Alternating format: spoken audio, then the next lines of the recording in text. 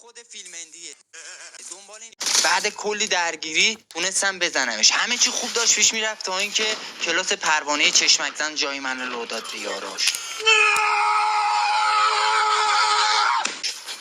دنبال فرار کردن بودم که از زیر تیر و زیر این پروانه فرار کنم تا اینکه به یه جای خوب برسم. یهو دیدم 3 نفر گرفتن رو داشبول، انگاری که قاطر سریالی گرفتن.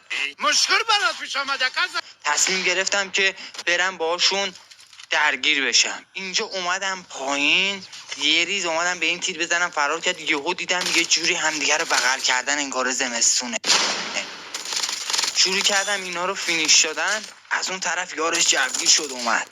یه شات میستادم، شات بعدی رو زدم تو صورتش، شات بعدی رو زدم تو جوگیر شدم. گفتم برم سر دراب انمیارم میزنم. اشتباهی که کردم جای سنگا رو با هم قاطی کردم که یهو اون از اون طرف منو زد. باید میرفتم به اون یکی سنگه راش میدادم. صابونه دیگه کارش نمیشه کرد. این خود فیلمه.